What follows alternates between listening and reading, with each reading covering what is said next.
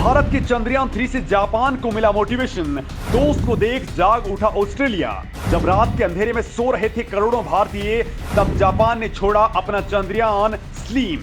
तो अचानक ऑस्ट्रेलिया भी चंद्रयान 3 को देख भेज रहा अपना रोबोटिक रोवर। दोस्तों, चांद को लेकर के एक साथ दो बड़ी खबरें सामने आ रही हैं। पहली है जापान से तो दूसरी है ऑस्ट्रेलिया से।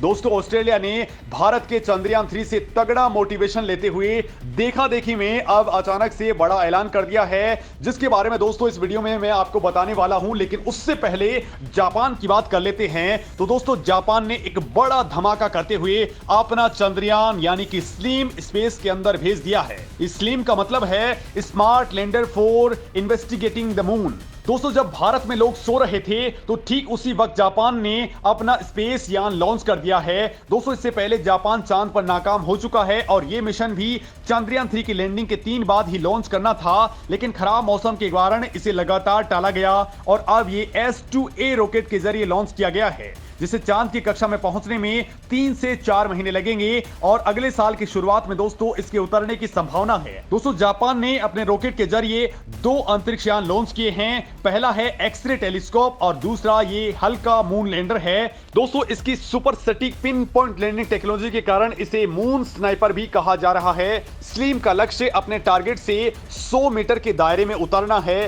पारंपरिक लैंडर की तुलना में ये बेहद कम दूरी है, क्योंकि आमतौर पर लैंडर की सटीकता कई किलोमीटर तक की होती है।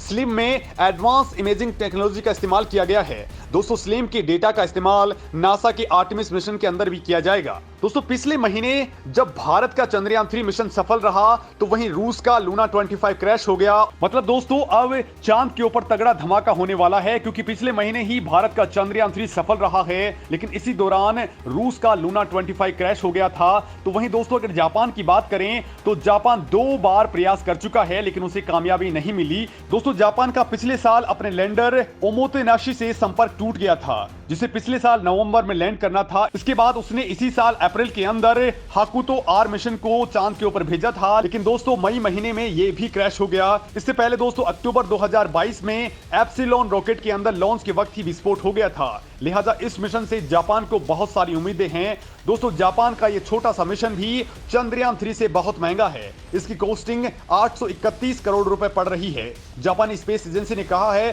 कि स्लीम को इस लिहाज से भेजा जा रहा है कि उसके ईंधन को ज्यादा से ज्यादा बचाया जा सके। यह मिशन चांद की सतह पर अगले साल फरवरी के अंदर लैंड करेगा। दोस्तों, इसका क्लियर मकसद एक ही है और वो है इसकी लैंडिंग करवाना। यह लैंडर चांद के नियर साइड यानी कि उस हिस्से में उतरेगा जो हमें आंखों से दिखाई देता है। स्लिम में एडवांस ऑप्टिकल और इमेजिंग प्रोसेसिंग टेक्नोलॉजी लगी है। लैंडिंग के बाद स्लिम चांद की सतह पर मौजूद ओलिवियन पत्थर की जांच करेगा ताकि चांद की उत्पत्ति का पता लगाया जा सके। इसके साथ ही दोस्तों इसमें किसी भी तरह का रोवर नहीं भेजा गया है। दोस्तों, इसके साथ ही जो एक्सरे टेलीस्कोप यानी कि एक्सट्रीम्स भेजा गया है वो चांद के चारों तरफ चक्कर लगाएगा।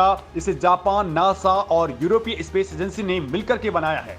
दोस्तों, ये चांद पर बहने वाली प्लाज्मा हवाओं की जांच करेगा ताकि ब्रह्मांड में तारों और आकाशगंगाओं की उत्पत्ति का पता लगाया जा सके। और अब दोस्तों, अगर ये मिशन सफल हुआ तो जापान की एरोस्पेस के विकास को काफी गति मिल सकती है। और दोस्तों, अब बात आती है ऑस्ट्रेलिया की। तो ऑस्ट्रेलिया भी अब भारत, अमेरिका, रूस और चीन के बाद अपना मून लैंडर भेजना चाहता है। वो नासा के आर्टेमिस मिशन के साथ ही 2026 में अपना मून रोवर उतारेगा, जो चांद की सतह पर मिट्टी की जांच करेगा, जिसे रिगोलिथ कहा जाता है। दोस्तों, ऑस्ट्रेलिया की स्पेस एजेंसी ASA ने ऐलान किया है कि वो ये मिशन नासा की पार्टनरशिप में कर रही है। हालांकि दोस्तों, ऑस्ट्रेलिया अपने रोवर का डिजाइन खुद करेगा, खुद ही इसे बनाएगा। दोस्तों, ऑस्ट्रेलिया पूरी दुनिया में अपने रिमोट कम्युनिकेशन सिस्टम के लिए जाना जाता है। हमने जो चंद्रयान 3 भेजा था उसके लिए भी ऑस्ट्रेलिया से कम्युनिकेशन में मदद ली गई थी। और दोस्तों, अब ऑस्ट्रेलिया अपने रोवर में डायरेक्ट कम्युनिकेशन सिस्टम बिठाने की कोशिश में जुटा हुआ है। इस रोवर को एलोन मस्क की कंपनी स्पेस एक्स के स्टारशिप या फिर फॉल्कन हैवी रॉकेट से चांद के ऊपर भेजा जाएगा।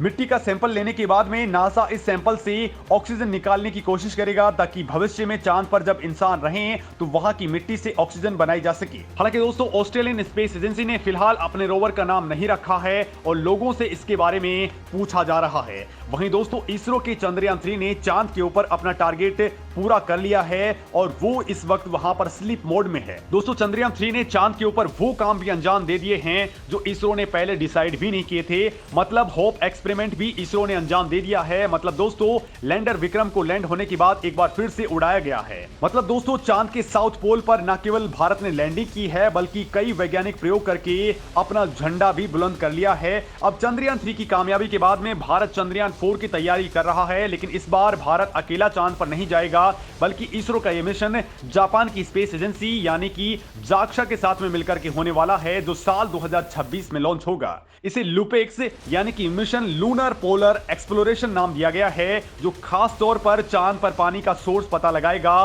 क्योंकि चांद पर मनुष्य के लिए पानी बहुत जरूरी है। जिंदा रहने के लिए हवा के साथ ही पानी वहां पर बहुत इंपॉर्टेंट है। दोस्तों ये लुपेक्स मिशन पानी की उपस्थिति और उसके इस्तेमाल के लिए चंद्रमा के ध्रुवीय इलाकों का आकलन करेगा, ताकि भविष्य में चांद पर बस्ती बसाने के दौरान धरती से कितना पानी लेकर के जाना है और वहां पर कितना डेवलप करना है इसका पता लगाया जा सकेगा। इस मिशन के लिए जापान रॉकेट और रोवर बनाएगा, तो वहीं भारत इसके लिए लैंडर बनाने वाला है। यह मिशन 6 महीने तक चलेगा और चंद्रमा के दक्षिण ध्रुव पर जहां सूरज की रोशनी पहुंचती है वहां पर यह अपना फोकस करेगा। दोस्तों बड़ी बात तो यह है कि यह मिशन बर्फ के इस्तेमाल से रॉकेट ईंधन बनाने की क्षमता भी गेन करेगा। चंद्रयान 4 का रोवर 1.5 मीटर ड्रिल से लैस होगा, जो चंद्रमा की चट्टानों की जांच करेगा। यह चंद्रमा की चट्टानों को गर्म करके उन्हें वाष्पित होने वाले तत्वों की भी जांच करने वाला है।